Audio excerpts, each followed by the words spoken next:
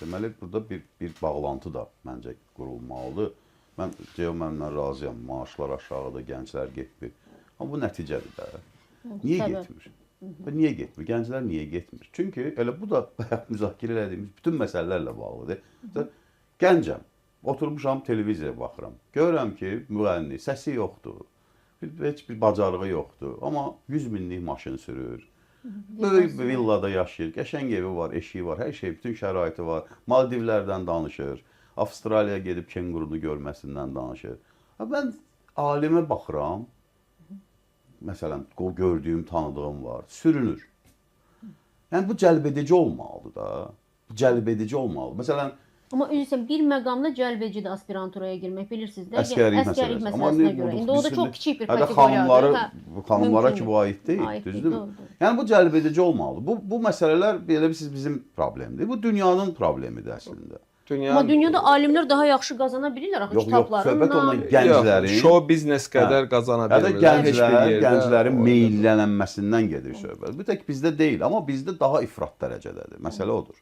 Məsələn, bizdə gənclərin, belə deyək, elmə, kənd təsərrüfatına, sənayeyə, başqa sahələrə marağını artırmaq üçün ciddi şəkildə bununla bağlı təşviq proqramlarına, hətta belə maraqlı seriallara, uğur hekayələrinə ehtiyac var.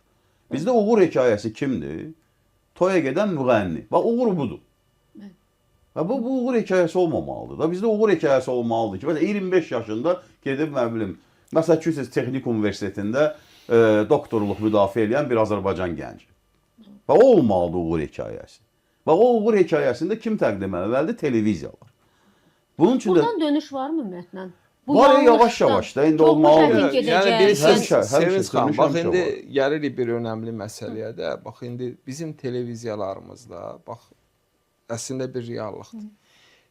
Biz indi elmi təşviq etmək istəyirik də. Televiziyalarımızda neçə bu cür verilişlər var. Əlbəttə, yəni. Onlar da deyir, baxılmır. Bax, çox qəribə bir yumurtanın öncə, yəni toyuq mu söhbətlə dönürük? Onun təqdimatından çox şey asılı axı. Deyir, onu da təqdim edir. Show biznes cəmaat təhsilə baxmır, show biznesə baxır. Xaricdə niyə baxırlar ki? Xaricdə niyə izlənir ki? Niyə baxırlar ki? Əlbəttə ki, o formada biz edəndə olacaq. Yəni, orada məsələ nədir?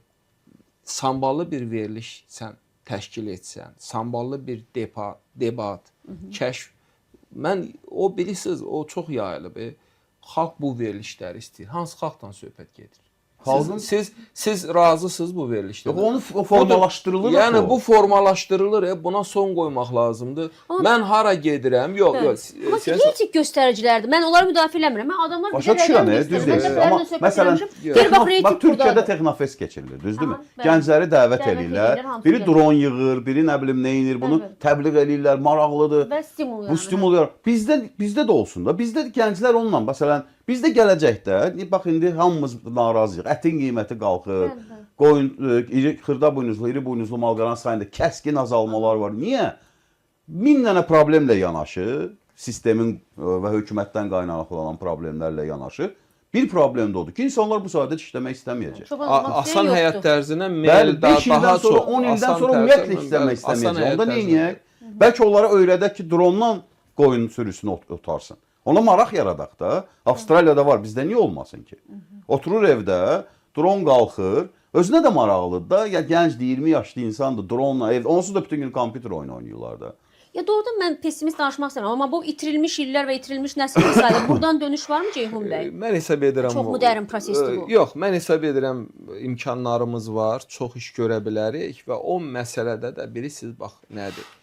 Təbliğat nədirsə, gənc də ora meyil göstərəcək də. Mən açıram efirə qeyd olunduğu kimi və baxıram səhər axşam belədir. Bu kanalda da belədir, o kanalda da belədir, bu kanalda da belədir. Sosial mediada girirəm belədir. Ona görə mən əvvəldə dedim ki, televiziyanın həm də funksiyası təbliğatdır, maarifləndirmədir.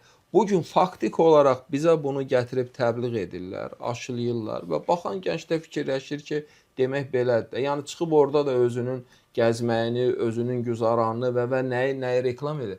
Amma ümumi də götürəndə, yəni reytinqlər bunu deyir. Mən şəxsən dünən bir efirdə dedim. Hara gedirəm mənə hamı gəlir ki, müəllim, bu efirlərə niyə baxmırsınız?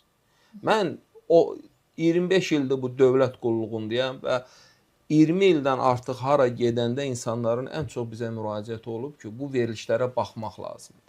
Və belə, yəni məsələyə də yəni gələndə indi mahiyyətinə də baxanda, yəni bu gün bunu əsaslandırmaq ki, əhali bunu istəyir. Əhalinin müəyyən bir faizi istəyə bilər. Amma mən inanmıram ki, Azərbaycan əhalisinin mütləq əksəriyyəti ailə dəyərlərini aşağılayan, ailə dəyərlərinə zərbə vuran, milli mənəvi dəyərlərimizi gözdən salan verilişləri dəstəkləyir. Bu belə deyil. Elədir. Mən bir şey də əlavə edeyim Ceyhun müəllimin sözünə qüvvə, necə deyirlər. Bu reytinq məsələsi də nisbidir də. Çox belə o reytinq necə ölçülür ümumiyyətlə? Hardan ölçülür? Ondan əlavə, məsələn, bu məsələn başqa əlbəttə ki, insanlar xayb sevir.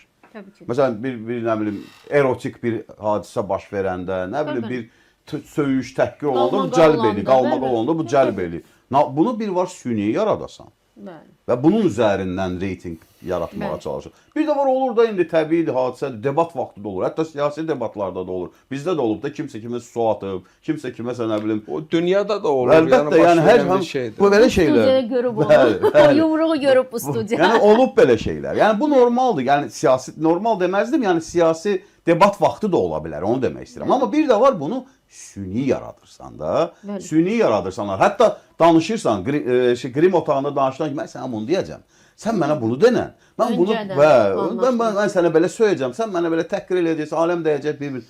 Bu və reytinq də onun üzərində. Bəli, bəli. Qurulur. Ona görə deyirəm. Faciə də bunda. Bundan əlavə bir məsələ də deyim bu elm və təhsillə bağlı da.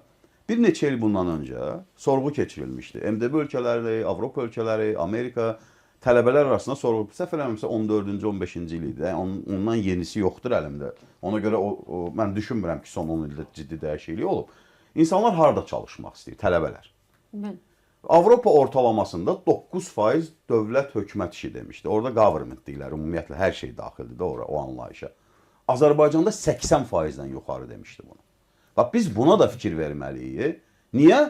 Çünki o gənc tələbə uğur hekayəsini bir tək müəllimdə, daha doğrusu müğənnidə görmür. Məmurda da görür. Gömrükdə görür, vergidə görür, başqa yer görür ki, gözəl maşın sürür, gözəl şəraiti var. Amma alimin heç nəyi yoxdur, gedib piraşka alıb yeyir.